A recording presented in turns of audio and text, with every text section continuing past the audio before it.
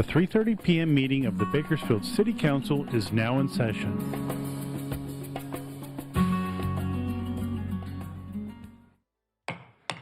Good afternoon. It's my pleasure to call to order the 3:30 regular City Council meeting of April 8th, 2026. Madam Clerk, please call the roll. Mayor Go. Here. Vice Mayor Kaur. Councilmember Arias. Here. Councilmember Gonzalez. Councilmember Weir. Councilmember Smith. I am here. Councilmember Coleman. Here. And Councilmember Bashir Tosh. Here. Thank you. Welcome to all of you.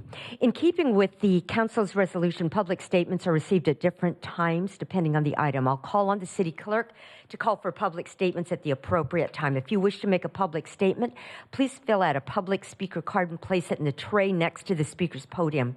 We ask that you mark whether you're here to speak on an item listed on today's agenda or in a matter not on the agenda.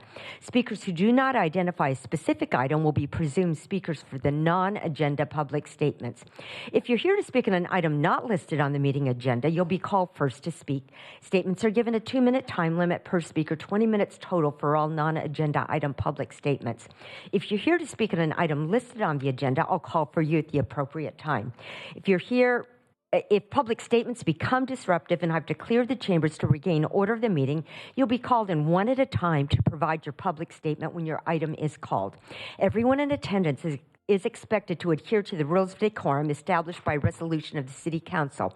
Failure to abide by the city's rules of decorum, including any disruptive behavior that interferes with our ability to have an orderly and efficient meeting, prevents the City Council from conducting the business of the city. Consider this a first warning to everyone in attendance that conduct that disrupts the meeting may result in expulsion and or the chambers being cleared. Behavior that disrupts the meeting includes repetitive statements, shouting, hate speech, interrupting staff or presenters during the meeting, speaking out of turn, outbursts from the audience, and surpassing the 2-minute time limit. Madam Clerk, do we have any public speakers regarding items not listed on the agenda? Mayor Go, we've received 2 speaker cards regarding items not listed on today's agenda. The first public speaker is Christina Rollins. Thank you. Ms. Rollins?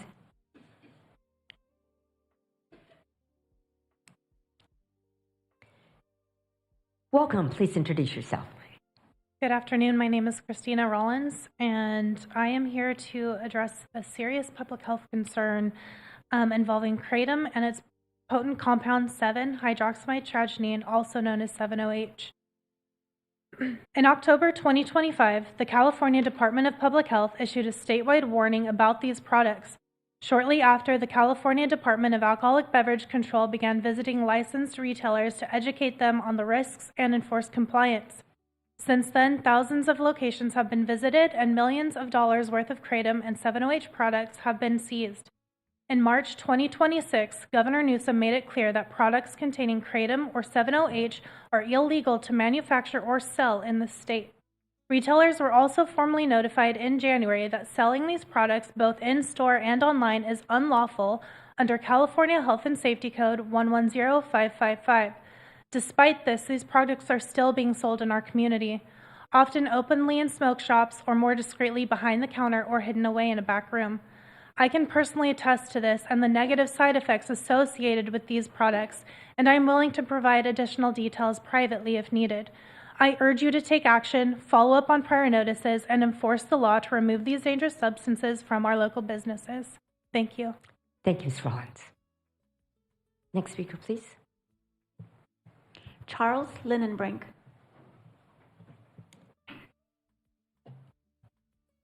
Welcome. Please introduce yourself. My name is Charles Linenbrink.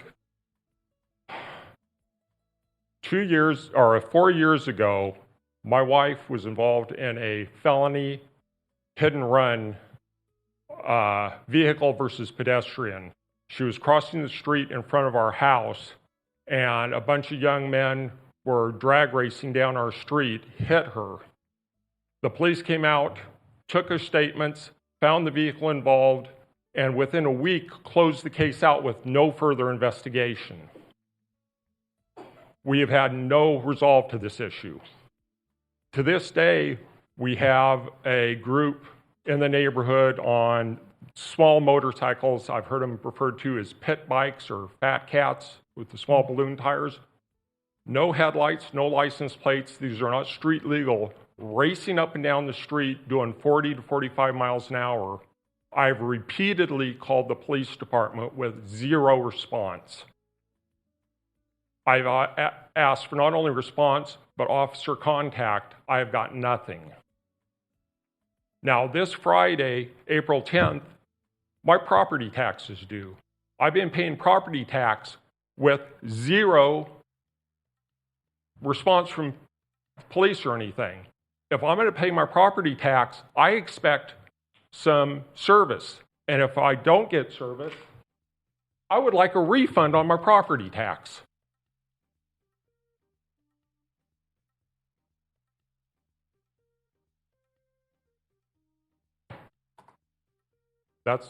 I've gone through the city taxation department. I've gone through the county assessor's office. I just keep getting the runaround on all of it. Thank you for speaking. Mr. City Manager, do you think we can have somebody follow up on this? Absolutely, please? Mayor. We'll Yes, follow up. and we have your contact information. Thank you for sharing.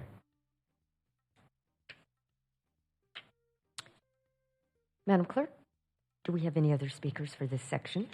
Mayor Go, that was our final speaker for non-agenda items. We have not received any speaker cards for agenda item public statements. Right, next item, please.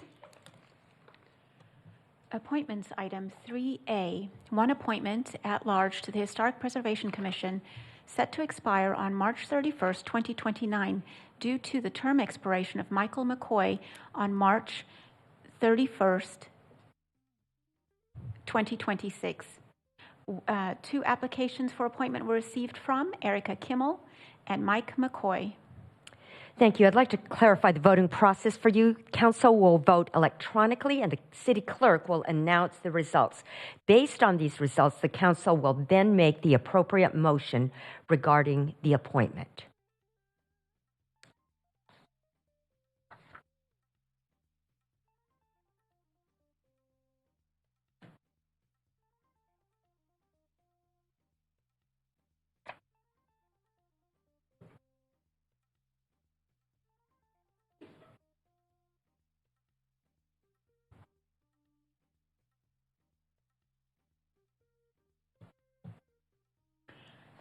Mayor Go, Mike McCoy is the apparent winner with a total of 3 votes, and with Councilmember Kaur, Gonzalez, and Weir absent, and Councilmember Bashir Tosh abstaining. Thank you. Councilmember Smith, would you make the motion, please? I would like to appoint Michael McCoy make a motion to appoint Michael McCoy to the Historic Preservation Commission. Thank you. Thank you. You have a motion. Please cast your votes.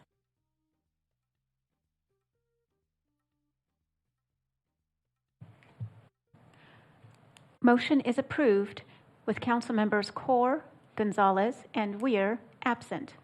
Thank you. Next item, please, Madam Clerk.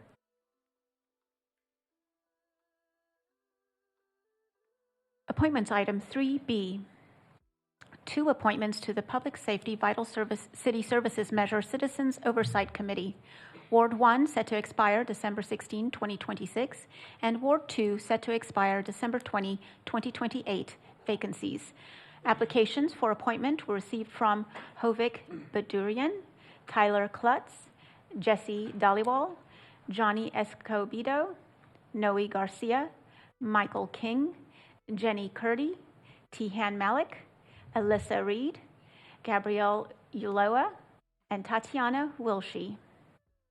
Thank you. These appointments are by ward. Therefore, I will call on Councilmember Arias to share his nomination, and then Councilmember Smith on behalf of Councilmember Gonzalez. Councilmember Arias. Thank you, Mayor.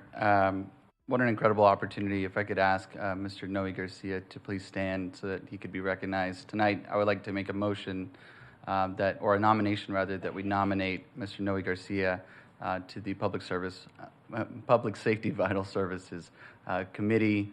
Noe is just a stand-up citizen. Was raised in Bakersfield, grew up just along 8th Street, still continues to live there along with his beautiful family. Graduated from South High School, was also a Ford Dream Builder, went on to graduate from UCLA, and also happens to be a Gates Millennium Scholar. And so super proud of him. He came right back after college, has proudly served on the Keep Bakersfield Beautiful Committee. He's worked for the Dolores Huerta Foundation and currently serves representing our in-home supportive service workers through the United Domestic Workers. And so he's actually here joined by his beautiful family. Would love to recognize his mother, Carmela, his father, Armando, his 3 sisters, Carmen, Maritza, and Rose, and their beautiful nieces or his beautiful nieces and nephew, along with his beautiful girlfriend. So with that, just want to say congratulations and looking forward to seeing you do the hard work on the Measuring Committee. Thank you. Thank you, Councilmember Arias. Councilmember Smith. Thank you, Mayor. On behalf of Councilmember Gonzalez, I would like to nominate Elisa Reed for the PSVS committee. All right, thank you. And then the motion for both?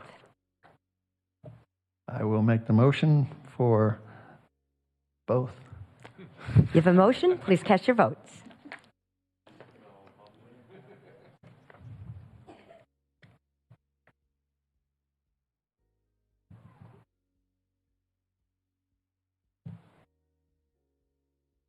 Motion is approved with council members Kaur, Gonzalez, and Weir absent. Thank you, and thank you so much for your willingness to serve, and we welcome you. Madam Clerk, next item, please. Reports item 4A, Public Safety and Vital Services PSVS budget requests for fiscal year 2026 to 27. Mr. Clegg. Mayor and Council, pleased this afternoon to give you a preview of new items that will be recommended as part of the PSVS budget.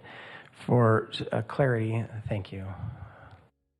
For clarity, there's no vote tonight on these items. The vote on these items will be in June. So this is a very early look at items that are going to be recommended to the Public Safety Vital Services Oversight Committee in the next couple of weeks. They're going to be having meetings to look at these items.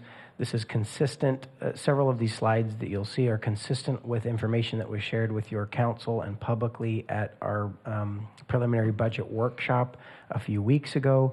But there are a few specific CIP projects that we're going to be recommending be allocated through the Public Safety Vital Services tax. And so this is just an early preview of that information. We'll cover some of this information later, but there will be several other workshops and touch points on the same content between now and when you vote on the budget in June. With that context, again, we're going to give a quick overview of budget projections and revenue and expenditure projections. Again, you've seen this already, but for the viewing public and to put this into context for the items that we'll go over tonight, as well as just a brief description, even less detail in our budget workshop. We'll just talk about how we're addressing budget reductions, and then just look at the process itself and then the requests. So we know that we continue to have some uncertainty about some of the economic conditions. Our revenues have continued to grow at a pace lower than our expenditures, unfortunately, and we continue to see growth in expenditures in our insurance, our equipment, our pensions, and in our personnel costs. So we've pursued budget reductions that have been both personnel as well as other operating contributions. What's one point that's interesting about Public Safety Vital Services tax, you'll remember last year we had some significant filing errors that we had to make up for. We continue to see some of those filing errors. The impacts are less, but we do continue to see some of those errors occur that are more to the tune of some adjustments to the hundreds of thousands of dollars. But we're not seeing the same hit that was, better than $4 million in total over a couple of years that we had to adjust for.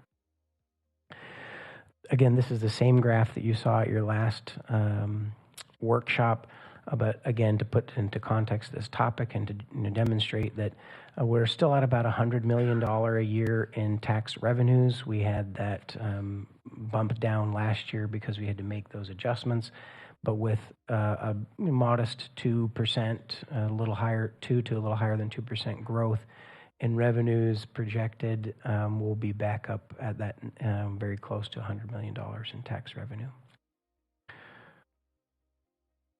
This is also the same graph that you saw that just demonstrates where we're seeing some of the ups and downs in revenue growth by industry for our Public Safety Vital Services tax. Fortunately, there's a couple of categories that have seen some growth, others fairly stagnant, while a few have been a little bit lower. But overall, this next year, again, it's a little more than a 2% estimated growth in revenues.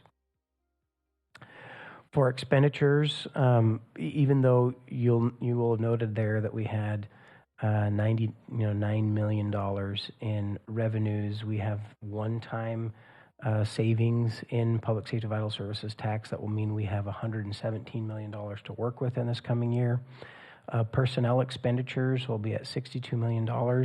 The baseline positions that remain in the budget, that is a 6% increase. But it's been offset by notable eliminations or reductions in personnel costs. Last year, we were right up against the council policy that states that our goal is to not spend more than 60% of public safety vital services tax on personnel. Last year, it was right up against that 60%. You'll note now that that's the 54% of the total budget is now being spent on personnel because of our reductions, which is an important part of our restructuring, and I think it's a sign of that restructuring that we're making some of the adjustments that we need to make and have those funds available for our other one-time needs. And the reality is that we still anticipate that we will be making a transfer to the general fund. You'll note that the last two bullets have an estimated transfer. We have not finalized every detail of the general fund budget. We're very close. Over the next couple of weeks, we'll have that pinned down. I actually believe that number is going to be lower than that, but as our baseline assumption, we wanted to be clear that we do expect there still to be some transfer to the general fund, but we expect that it will be noticeably less, but there'll still be a large number there that will be a transfer. And this is just a little bit more on our budget reductions. As a reminder, we looked actually at a 5-year history of lows and highs in expenditures across each line item and each subcategory of departmental budgets. And in areas where we were overspending every year, we had some conversations. Why is that? Is that our real true costs? Do we need to make some adjustments there? In other areas where we were underspending regularly, we've adjusted those budgets down to reflect the actuals and also achieve those savings. We've also been looking at those programs that are producing better outcomes, and in our reductions, we've been able to identify where we can afford some of those service level impacts to the programs that either are not as high of a priority or are not producing the best outcomes. And so we've made some of those reductions, as well as the position eliminations that we covered at our last workshop. We're anticipating 70 position eliminations across general fund and public safety vital services tax. I should have had that number top of mind of what's the proportionate number of public safety vital services tax versus the rest of the general fund. But in total for the PSVS, it is an 8% reduction in those discretionary expenses. And as reflected in the lower percentage of personnel costs on the previous slide.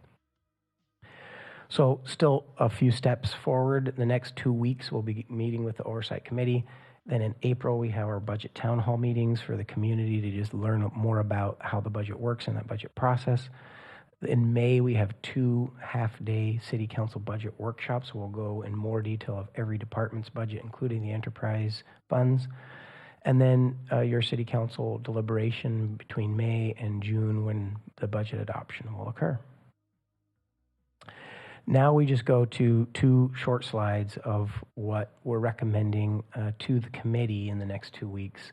We're not recommending any new ongoing allocations. Again, as we're restructuring, it's not wise to add new ongoing allocations. We're only proposing using the one-time funds that are available for capital projects. We estimate about $7.5 million available for capital projects.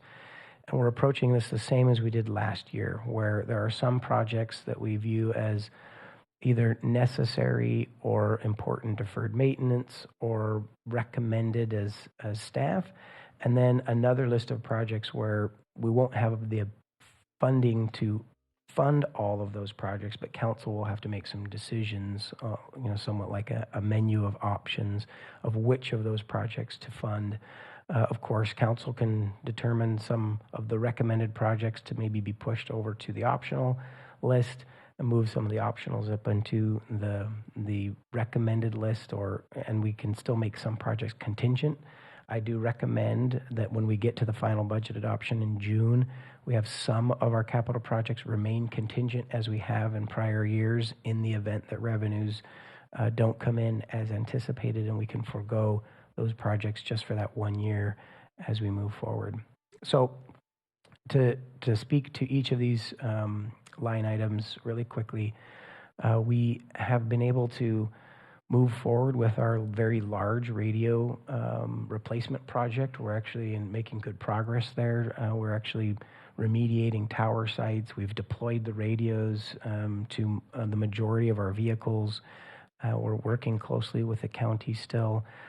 As we worked on that, we recognized that there's a generator challenge at the PD headquarters location, that we need a new generator there for continuity of governance. That generator is very old, and so we're recommending that that's an important expenditure from this source. For our park amenities and renovation improvements, or our PARI account, that's the account that we've used over the last couple of years to address some of our smaller and medium park needs. We actually get a pretty big bang for our buck on these projects. When we implemented the Park Rangers program and we were trying to create more security at our parks, we had large parking lots. When we were able to, for example, go put up gates to close those parking lots each evening, that came out of the PARI accounts. When we've had a smaller project where perhaps a canopy over a playground was damaged, or a playground that got replaced but didn't get a canopy when it got replaced, to be able to put up a shade canopy, or to be able to repair some sports courts that had issues that came up sometime during the year. These are smaller projects that don't fit within a larger CIP. This account has allowed us to really catch up on deferred maintenance in our parks. Prior years, it had been at $1 million. Last year, we reduced it to $500,000 and recommending the same this year. For our MLK Park, the total park project, including a new community center, remains a much larger project. But we are very close to being able to move forward with the first phase, which would be 1/2 of the park footprint, which would be all park and not any changes to the community center yet. We received an $11.9 million grant to do that project. That is half of the full cost. So it's about a $23 million cost to do that full 50% of the park footprint. We have about $4 million in match funds that can match against that grant, where we need $7 million to finish that out. I'm recommending a $3 million grant match. We've applied for several other grants we expect to hear back on in this coming year, and this would be enough grant funds to match against those grants. And if we are successful in those grants with this additional funding, it would be enough to complete that first phase. This is a large number, I acknowledge, but we do not want to lose the $11.9 million grant, and we have about a 2-year window to go to construction and be able to finish that project. And so I believe it's a high priority to maximize those grant resources we've already received and go to construction on this first half of that park project. These last two pieces are related to the fire department that are necessary replacements. Our turnouts are, that's the gear that our firefighters wear. There are some new standards that the state has set in how we need to meet higher standards in that turnout gear. And we don't have to make those replacements all at once, but we do expect in this next 2 years to have significant turnout replacements. They're much greater replacement rate than the typical life cycle of those turnouts. And so we're recommending the funding to take care of that issue. And then as we've continued to catch up and now keep up with our deferred maintenance on our fire stations and police facilities, This is the next phase of that. The fire stations, several fire stations had roof repairs and some restroom repairs over this last year. This year, we just have these 3 repairs to, or replacements of HVAC for those 3 stations. This next list, again, you'll note that there's $6.3 million in potential projects there. There's really about $3 to $3.5 million of available funds, depending on how council prioritizes the list from the prior slide. But these are projects that have been in the works and are recommended.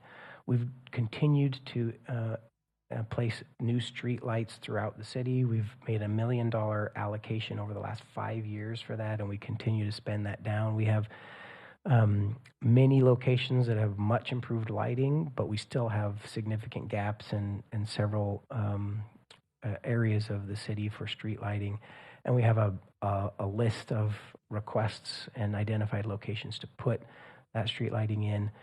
We actually probably have as much as $2 million worth of work to do in that area, but in comparison with the other projects, we would recommend as one option for council to consider another allocation of $1 million for continuing our street light improvements.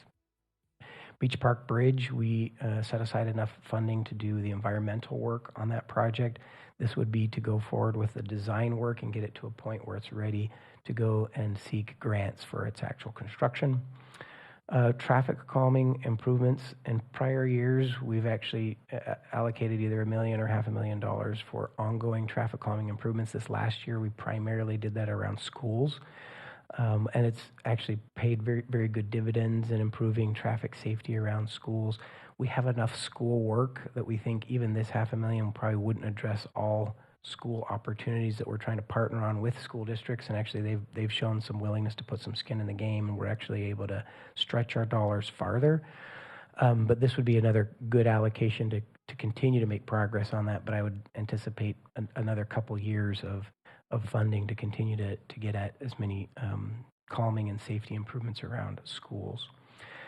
Centennial Park and Westwold Park have both been prior contingent projects that we held off on. And so it's worth noting that they've been paused now, not 1 fiscal year, but 2 fiscal years, both of these projects.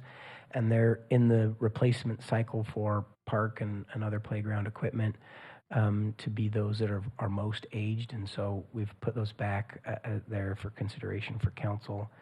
And then we've begun putting security cameras in multiple of our parks, but with our 62 different parks, it's going to take some time to deploy security cameras in all parks, and this would just be the next phase of that work. When we talk about park access improvements, we have several of our parks who have some challenging parking lot situations or sidewalk sort of entryways into parks, and some of that is ADA access, but a lot of that is just general access into those parks. We've been making those improvements again over the last 2 or 3 years, but we've got another phase of access improvements to sidewalks and parking lots in parks that need that work across a number of different parks, and we're actually able to get some good economies of scale by packaging up several of those projects together instead of just doing them each as one-offs. And then the Seaman Park tennis court renovations well past its useful life and have some challenges there, so that's one additional recommendation on parks. And then the last one is, of course, the Affordable Housing Trust Fund. In prior years, we'd made very large allocations as budgets have been a little bit tighter, but also as we're seeing some revenue streams in other categories come in. We've put a lot of dollars into the Community Land Trust, as well as we've now have close to 1,000 units in the pipeline through the Affordable Housing Trust Fund. We've slowed down a little bit the larger allocations to that trust fund, but we still see value in making an annual allocation that helps us to do some of our priority projects or special projects that may be hard with certain other funding sources. So happy to answer questions on any one of these items. The last thing I would note is that you'll probably not see some projects that have come up in recent council conversations about priority capital projects. We still have the general fund capital improvement program that complements the Public Safety Vital Services Capital Improvement Program. That typically comes from general fund and transient occupancy tax resources. Last year, as a comparison, we did about $5 million from TOT for CIPs and about $7 million for PSVS. This year is going to be about the same. The numbers are going to be very comparable. So a couple of items that we acknowledge is probably fitting better into the TOT bucket that were council priorities include the tree canopy. We anticipate making a recommendation for additional trees in the tree canopy in that CIP program. We also put an optional item in there for spay-neuter, additional spay-neuter. We have some spay-neuter dollars in the budget, but last year that was a topic that the council had brought up as a topic of interest. Also, we have put a placeholder in there if council wants to move forward with the sewer rate assistance fund as one possibility there. Of course, it does have to come from general fund dollars, but just based on council inquiries and requests to look into that, we've got a placeholder there in the general fund side. And so if you don't see a specific project here, it is very likely that it will be in the general fund. Another one I've failed to mention was block walls. We know we need to keep working on our block walls, and so we've got an allocation recommended for block walls in our general fund budget. And again, we're not looking to decide on all these things tonight. We just wanted you to have this preview at the same time that our oversight committee is getting this preview, and then by April 16th they'll be making recommendations about how these are fit within the 13 priorities identified for spending on this tax measure. With that, I'll pause and answer any questions you may have. Thank you, Mr. Clegg. Madam City Clerk, is there anyone from the public who wishes to speak on this? Mayor Go, no speaker cards have been received for this item. Thank you. Councilmember Coleman. Thank you, Mayor. For the city manager, that 8% reduction in the PSVS personnel expenses, can we expect that to also continue into the general fund expenses? Is that percentage still about the same? It is. Thank you, Councilmember. Yes, we're seeing, our target this year was about a 5%, but we're seeing, because we've been a little more aggressive, both in general savings as well as departments recognizing that it's better to make corrections with some of the frozen positions. It's about 8% on both sides, yes. Okay, and then my last question is the list of items that you have on page 5 of this PowerPoint presentation, which is the PSVS fund capital outlay project plus the additional. So what will PSVS committee be asked to do? Thank you, Councilmember. They will be asked to consider each of these items and make a determination of whether or not those items are consistent with one of the 13 funding categories that were identified by resolution as being eligible for the use of those funds. And so then he'll come back to council to go through these and the optional ones to decide what, we could have a discussion about that at another time, what you're saying. Absolutely, Councilmember, and thank you for that clarification, because respectfully, we're not asking the committee to determine which projects of optional to say those are the ones that should be. The committee does have a role in their legislation, the resolution that establishes the committee, that they can make suggestions or recommendations to the council, but we don't really tee it up in a way to ask them, would you pick some of these projects and not others? Their primary role is to determine if it's eligible or consistent with the funding categories, and then it's really the role of the city council to determine which projects to fund and which projects to pick. So we'll actually ask them to look at all of these, knowing that not all of them will be chosen. Okay, thank you very much for the presentation. I appreciate it. I have no further questions, Mayor. Thank you, Councilmember Coleman. Councilmember Arias. Thank you, Mayor. Thank you, Christian, for this update. One quick point of clarification on the expenditure summary. I saw that the total budget was $117 million and noted that there was a one-time operating of $12 million, close to $13 million. is that fund balance from year prior that we are adding to this new budget, or what exactly is that number? Yeah, thank you, council member. What that represents is we have, and you'll probably recall when we established our policy of what was ongoing versus one-time versus personnel, we have some expenditures that we consider ongoing, even though they're not personnel related. And so, for example, the Brundage Lane Navigation Center, that's about an $8 million a year spend. That's not in that number, by the way, but it's in the other ongoing expenditures category.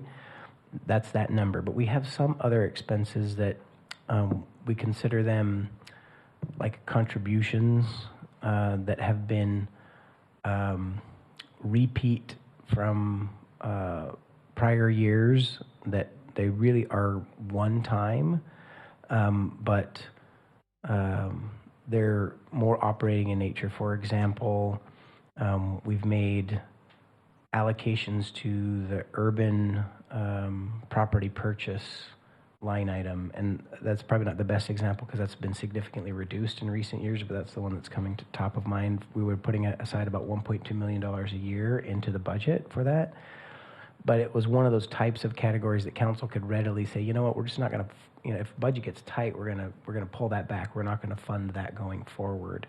Another example is our economic development strategic plan. We put about $1 million, $1.5 million into the economic development strategic plan every year, but we don't view that as an ongoing commitment that you have to keep. That's something that council can say, you know what, this year we think we're going to dial that back a little bit. And so there are several expenditure line items, in that bucket that are fairly flexible, and we've actually significantly reduced some of those in recent years because they are more flexible than the personnel spend.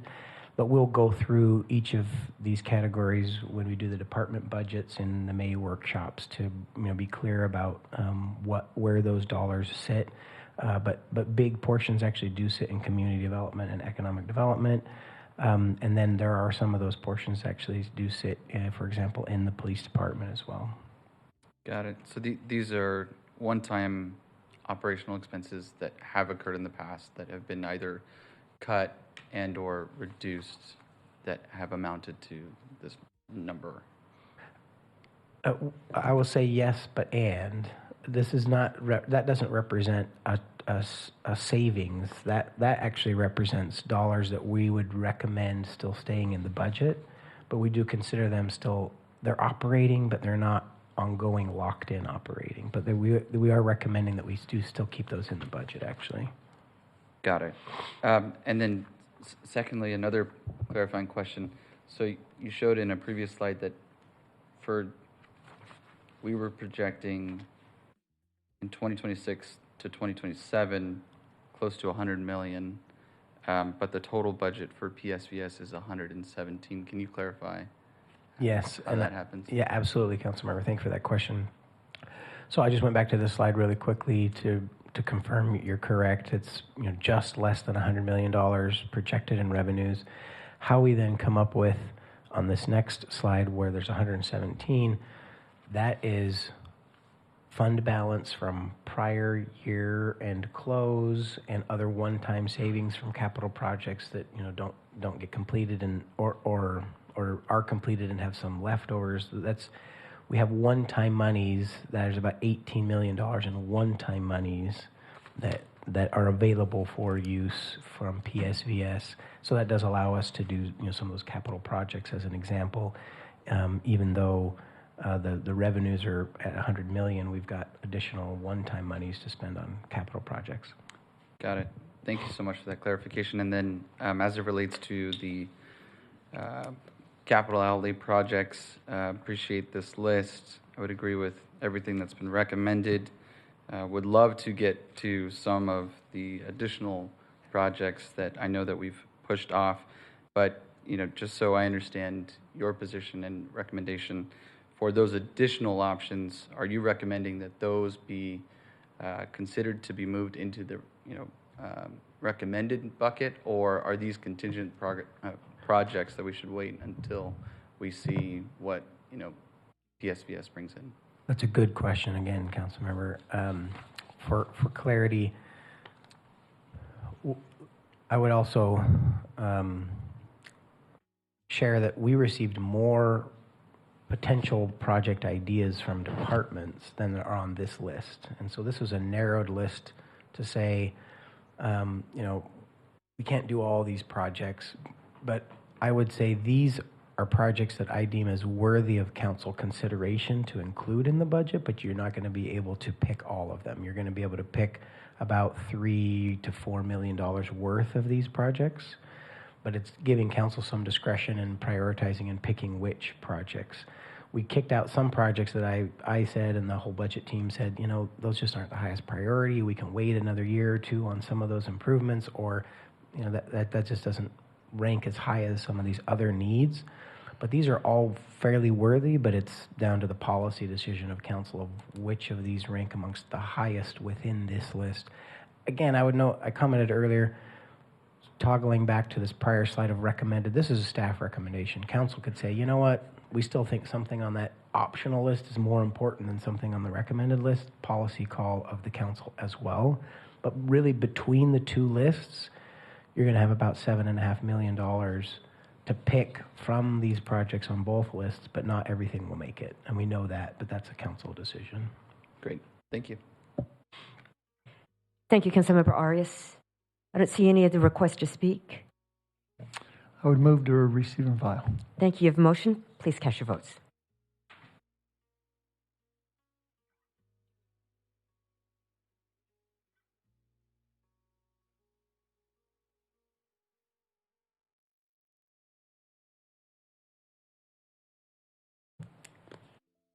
Motion is approved with council members Kaur, Gonzalez, and Weir absent. Thank you. We don't have any other items on our business, and so we stand adjourned at 4:13.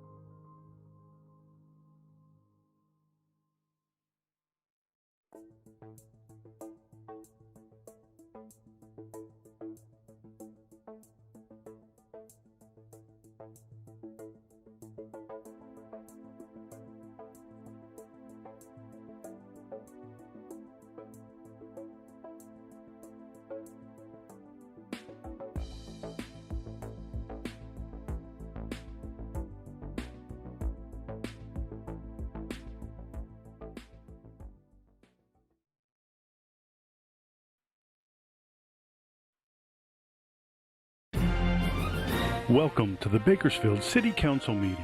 This television broadcast is brought to you by the local cable companies, the County of Kern, and the City of Bakersfield. You can watch the rebroadcast of this meeting Saturday at 7 p.m., Sunday at 10 a.m., and the following Wednesday at 7 p.m. You can download the agenda for this meeting at www.bakersfieldcity.us. Presiding over this evening's meeting, the Honorable Mayor Karen K. Go. Good evening. It's my pleasure to call to order the 5:15 regular City Council meeting of April 8th, 2026. Madam Clerk, please call the roll. Mayor Go. Here. Vice Mayor Core. Councilmember Arias. Here. Councilmember Gonzalez. Councilmember Weir. Councilmember Smith. I'm here. Councilmember Koman. Here. And Councilmember Bashir Tosh. Here. Thank you. Welcome to all of you. We have the pleasure tonight of having Pastor Josh Vietti, who's the pastor at Valley Bible Fellowship, to offer the invocation. Pastor, thank you so much for your church's service to our community. I know that you're just so engaged in serving the public, serving those who are the most vulnerable through Love Bakersfield, serving in September, and mobilizing in March.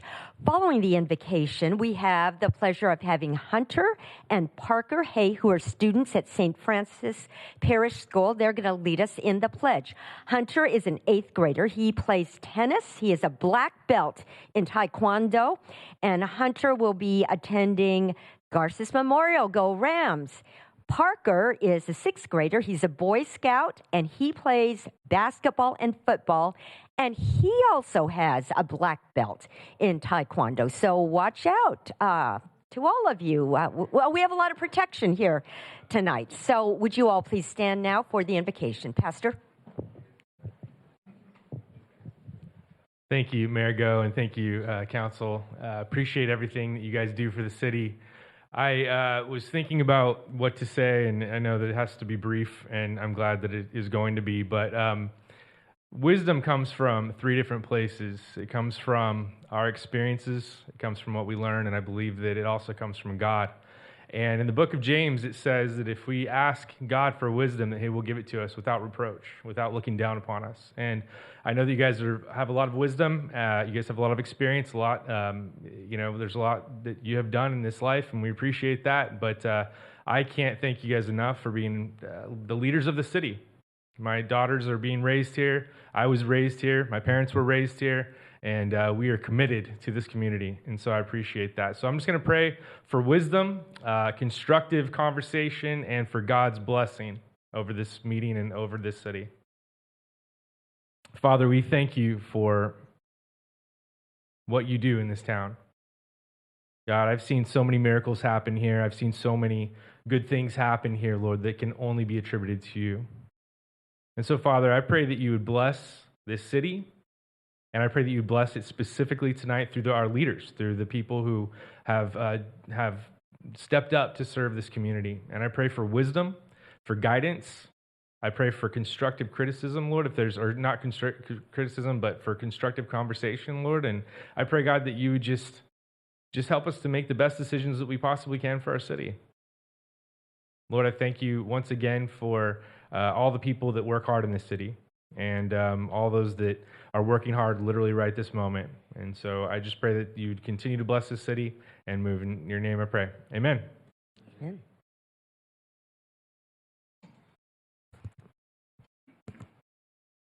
Please face the flag. Salute. Pledge. I pledge allegiance to the flag of the United States of America and to the republic for which it stands, one nation, under God, indivisible, with liberty and justice for all. Thank you very, very much, Pastor and Parker and Hunter. Parker and Hunter, would you like to introduce the gentleman who's with you, please? They don't know it's a gentleman. Who is that person? This is Joe Hay, our dad. Say something about Joe Hay. Joe Hay, Joe Hay, he turned 47 lately. I think he's having a good 47th year of his life. He works at Ford, does a good job of it too. Yeah. Very good. That's a nice little summary of him. Well, thank you very much.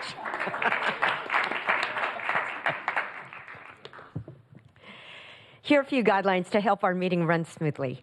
We request that you turn off your phones for safety reasons and as courtesy to others. No signs are allowed in the council chamber or in the lobby. Applause is allowed during the presentations portion of the meeting, but not during other portions of the meeting. Everyone in attendance is expected to adhere to the rules of decorum established by resolution of the City Council. Failure to abide by the city's rules of decorum, including any disruptive behavior that interferes with our ability to have an orderly and efficient meeting, prevents the City Council from conducting the business of the city.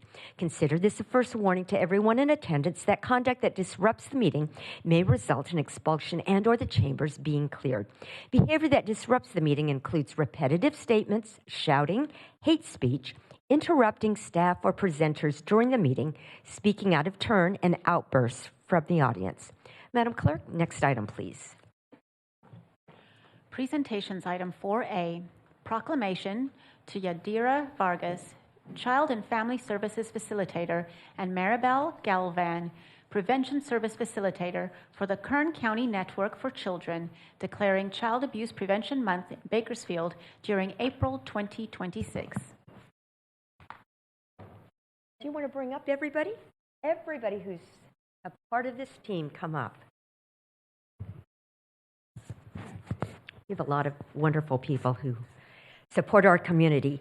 Every child deserves to grow up in a safe and nurturing environment, and they should feel valued, protected, and loved. Unfortunately, far too many children are forced to experience things that no one should. Child abuse and neglect aren't distant problems. Every community, including ours, has the challenges affecting families, schools, and futures. Kern County's child abuse and neglect rates remain significantly higher than the state's average by 62% over a 5-year period. In February 2026, 290 families were referred to for in-person investigation for allegations of child abuse, with leading allegation types being general neglect, following emotional abuse and physical abuse. 2,083 children remain in foster care and 65 children were admitted to Jameson Children's Center. We are so grateful, though, in spite of the challenges that we face as a community, that we have wonderful, wonderful organizations who are serving every day to help these children. And it's my honor to be able to present this proclamation. Whereas the children of Bakersfield and Kern County are our most valuable resources and represent the future of our community. And whereas preventing child abuse and neglect requires the collective commitment of all residents to support families, promote positive parenting, and ensure children grow up in safe, stable, and nurturing environments. And whereas effective prevention efforts succeed through partnerships among families, educators, health professionals, organizations, and agencies, including the Kern County Network for Children, Kern County Department of Human Services, the Open Door Network, and anyone else who's standing behind me, whereas strengthening families through education, early intervention, and access to supportive services reduces the risk of abuse and neglect. Now, therefore, I, Karen Go, Mayor of the City of Bakersfield, do hereby proclaim April 2026 as Child Abuse Prevention Month in our city and encourage our residents to increase their awareness of child abuse prevention and take an active role in supporting the well-being of children and families. It's my honor to be able to present this to this team here, and I see First Five Kern is also here, and whoever's going to take the lead, would you introduce everyone, and whoever needs to have words, feel free. Okay. Thank you so much. Thank you, Mayor and council members. On behalf of the Kern County Network for Children, Kern County Department of Human Services, First Five Kern, Clinica Sierra Vista, CASA of Kern, and the Open Door Network, and of course, many community partners that were not able to be here, we're truly honored to accept this proclamation. April is Child Abuse Prevention Month, and this recognition from the City of Bakersfield highlights a vital truth. Protecting our children is a responsibility we all share. This month isn't just about awareness, it's about action. It reflects the collective effort from our family resource centers, our dedicated local advocates, and providers in our community to work together every day to support families and, of course, council members. With your support, to support your district families as well. We sincerely appreciate the city's continued partnership and commitment to ensuring every child in Bakersfield has the opportunity to grow in a safe, healthy environment. Thank you for standing with us in this important movement and for your leadership in supporting the children and families of Bakersfield. Thank you. Thank you so much. Would each of you introduce yourself just this way in your organization and then back here? Lauren Skidmore with the Open Door Network. Good afternoon, Maribel Galvan with Kern County Network for Children. Ashley Voorhees, COSUB Kern County. Amy Travis with First 5 Kern. Good afternoon, Carrie Eveland from Clinica Sierra Vista.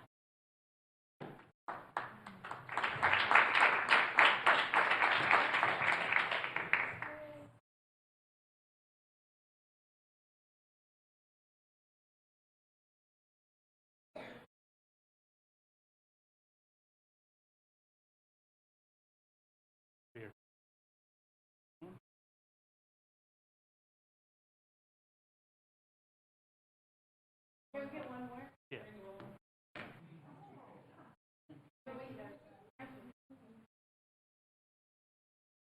3, 2, 1.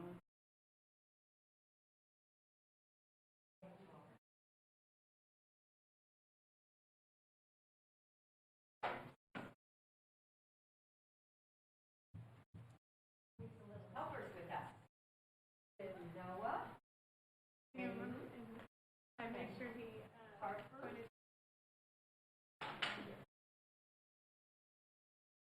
All right. Thank you so much. Madam Clerk, next item, please. Presentations item 4B, proclamation to Havind Grewal from the Bakersfield Sikh community declaring Sikh Heritage Month in Bakersfield during April 2026.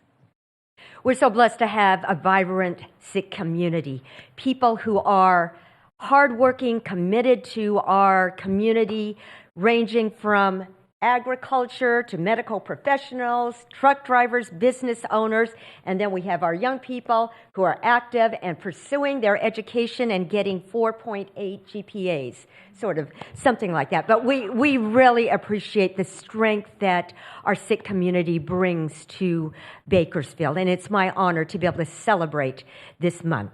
Whereas Bakersfield, California is a culturally diverse community with people of varied heritages, cultures, and traditions adding to the richness of our city, and whereas an estimated more than 35,000 Sikh residents reside in Bakersfield and more than 250,000 Sikhs call California home, making up 50% of the total Sikh population in the United States, and whereas Sikh Americans enrich the social, cultural, and economic vibrancy of our country, making significant and distinguished contributions to many areas, including agriculture, trucking, small businesses, and healthcare. And whereas the Sikh community remains committed to uniting our diverse world by promoting goodwill, peace, and service to others, and whereas the month of April is designated as Sikh Heritage Month to celebrate the contributions made by Sikh residents to our community and promote understanding and an appreciation for the rich history and shared experiences of Sikh Americans. Now, therefore, I, Karen Ghost, Mayor of the City of Bakersfield, do hereby proclaim April 2026 as Sikh Heritage Month in our city and urge all citizens to celebrate the contributions and culture of the Sikh community. It's my honor to be able to present this to the Chakara movement. Thank you so much. And you can introduce yours. Thank you. Good afternoon, everyone, City Council members, and to all of the audience present today. My name is Harvind Garewal, and I'm one of the community youth organizers for the Jakara movement here in Bakersfield. On behalf of the Sikh community of Bakersfield, it really is our deepest honor to accept this proclamation during the month of April, a time that holds extraordinary meaning for Sikhs across the world. This is the month of Vaisakhi, when in 1699, the 10th Guru, Guru Gobind Singh Ji, established the Khalsa, a brotherhood and sisterhood rooted in courage, devotion, and service. The Sikh community, as you know here in Bakersfield, is ever growing and ever giving, deeply woven into the fabric of this city, from education and public service to agriculture and enterprise, Our efforts reflect an enduring commitment to equity, seva, selfless service, and to sarbatadapala, prosperity of all. This recognition also arrives at a moment that perfectly reflects the essence of Sikh heritage. Bakersfield, just like the Sikh community itself, stands for hard work, faith, and unity through adversity. Our valley has long been sustained by its fields, by the hands that till, harvest, and nurture. And among those hands are many of our Sikh families who came here generations ago, building livelihoods and friendships that have actually become part of the very rhythm of this life. As the 10th Sikh Guru taught us, recognize the entire human race as one, Mans ki jaat, sabe ek ke pehchanbo. Those words echo deeply today in Bakersfield, a city shaped by diversity and perseverance, where so many immigrant communities have made remarkable contributions to agriculture, education, health, and public service. The Sikh spirit of seva, selfless service, continues to shine through these efforts, reminding us that compassion and unity are the real pillars of prosperity. I would like to especially thank Vice Mayor Kaur as well for her championing support and constant encouragement of the Sikh community. Her advocacy has made tonight's recognition possible, and we are sincerely grateful for her kindness and leadership. Our heartfelt thanks also goes to the entire City Council, whose partnership continues to make Bakersfield a place where every community feels seen and valued. It is now my distinct pleasure to introduce Harveen Kaur Shergill, who is a local community advocate, to share a few words as well. Thank you so much, Harvind. Hi, my name is Harveen Kaur, and I'm a former community organizer as well as a local law student, among other many different titles, but nonetheless, a very proud resident of Bakersfield, California, and even prouder to be a part of the Sikh community, the community that forged me and created me, helped build me to be the person I am today. But I would be remiss to not mention the student leaders we have behind us who have. Yes. And I'd like to have them each individually introduce themselves, because these are the real leaders who are putting in the work and the labor every day on their campuses to ensure that Sikh students have representation. And it's a very admirable effort. So I'll start. Just introduce yourself. Hello, I'm Manri Dio. And you are I'm from Ridgeview High School. Hello, I'm Nimrat Sandhu, and I'm the president of SHSS at Ridgeview. Hello, I'm Karan Dillon. I'm also from Ridgeview High School. Whoa, Pat. All right. Well, thank you so much. Thank you. And thank you.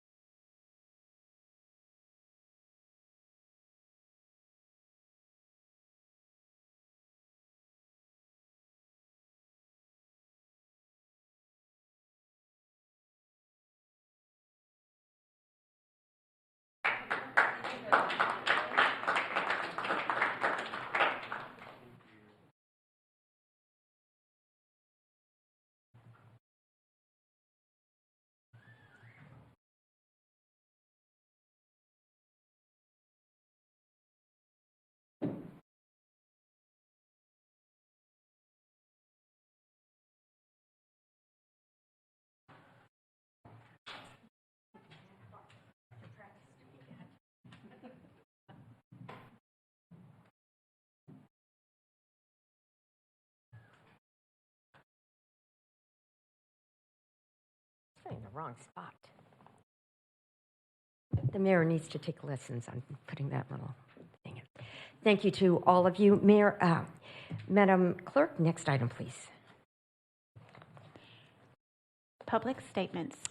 In keeping with the Council's resolution, public statements are received at different times. Depending on the item, I'll call on the City Clerk to call for public statements. If you wish to make a public statement, please fill out a public speaker card and place it in the tray next to the speaker's podium. We ask that you mark whether you're here to speak on an item listed on today's agenda or a matter not on the agenda. Speakers who do not identify a specific agenda item will be presumed speakers for the non-agenda public statements. If you're here to speak on an item not listed on the meeting agenda, you'll be called first to speak. Statements are given a 2-minute time limit per speaker, 20 minutes total for are on all non-agenda item public statements. If you're here to speak on an item listed on the agenda, I'll call for you at the appropriate time. If public statements become disruptive and I have to clear the chambers to regain order of the meeting, you'll be called in one at a time to provide your public statement when your item is called. Madam Clerk, do we have any public speakers regarding items not listed on the agenda? Mayor Go, we've received one speaker card regarding items not listed on tonight's agenda. The public speaker is L.J. Radon.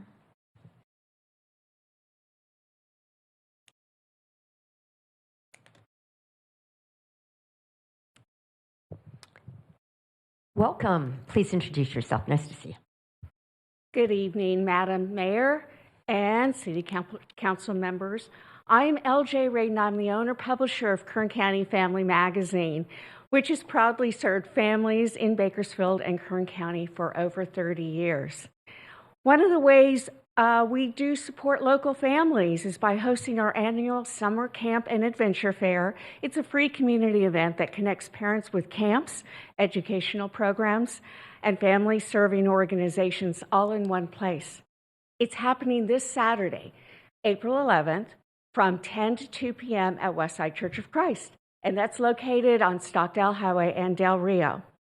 Summer isn't just about keeping kids busy. It's a critical time for growth. Quality summer programs help children. It helps them to stay engaged. It keeps them in a safe place. It gives them skills and creativity, and they make new friends. The Camp Expo makes it easier for families to find these opportunities by allowing them to meet program leaders face-to-face, ask questions about safety and accessibility, and discover local resources they may not otherwise know exist here in our community. The event also strengthens our local community by highlighting Kern County-based camps, nonprofits, schools, and businesses that serve children year-round, keeping families connected to trusted local organizations. After 30 years of working with families, we know that these connections matter. The Camp Expo helps parents make confident choices while supporting youth development and community engagement. We appreciate the City of Bakersfield's ongoing support of family-focused initiatives, and we invite the council and the community to come and see and experience for themselves. Thank you so much for your time and service. Thank you, Ms. Radon, and thank you for your investment in our community, and thank you for your support of our families. I also have the newest family magazine available. Oh, They're thank free. you. You can put them right. Oh, if you want to leave any right there, the council, yes, the clerk will get them to us. Thank you. And now, Madam Clerk, we'll move on to the public statements listed on the agenda. If you're here to speak on items listed under consent calendar, item 6, your time to speak is now. Again, each speaker will be given a 2-minute time limit. Each agenda item is limited to 20 minutes total. The consent calendar as a whole constitutes one agenda item. Madam Clerk, do we have any public speakers regarding items listed under consent calendar, item 6? Mayor Go, we have not received any speaker cards regarding agenda item 6. Thank you. And so we have had a request from Council Member Smith to pull item 6F5. Do we have any other requests from council members? I don't see any others. And so now, Council Member Smith. I'd like to move to approve the consent calendar 6A1 through 6H3.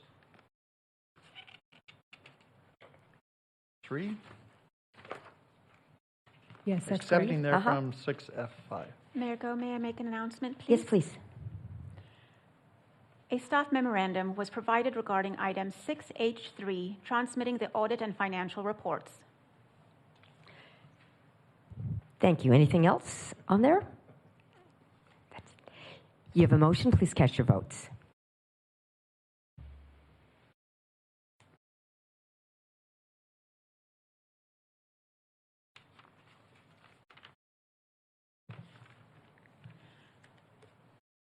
Motion is approved with council members Kaur, Gonzalez, and Weir absent. Thank you. And now we'll move on to 6F5. Councilmember Smith. Yes, thank you. I just want to pull this off because I'd received a constituent concern that we were signing a contract that we hadn't put out to bid or anything.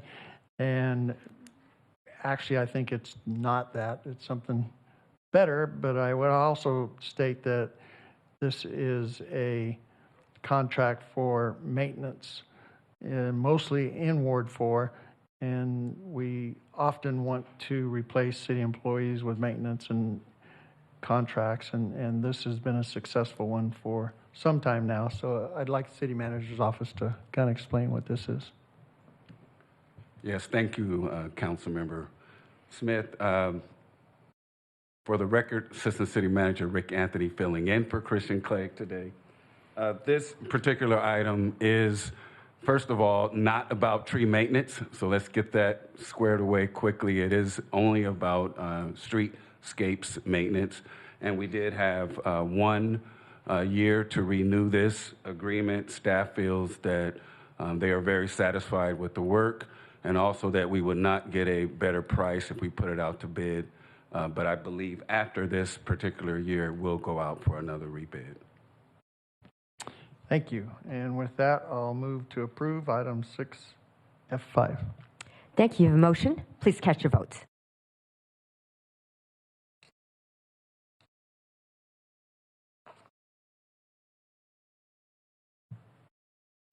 Motion is approved with council members Kaur, Gonzalez, and Weir absent. Thank you. Next item, please.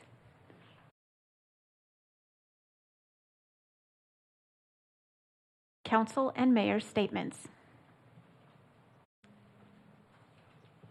Colleagues, do you have any requests? Councilmember Bashir Tosh. I don't know, Mr. Anthony, if you can answer my question or not.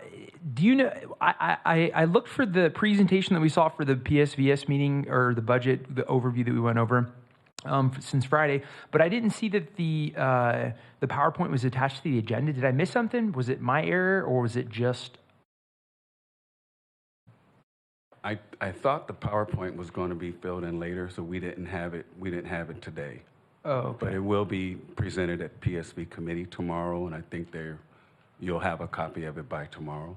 Okay. I can make sure that you get you one. Yeah, I'm just curious. I like to do homework over the weekend, read the agenda, So, thanks. Any other requests? It's going to be the shortest meeting. Not quite, but seeing that we don't have any other requests to speak, thank you for being here. We stand adjourned at 5:43.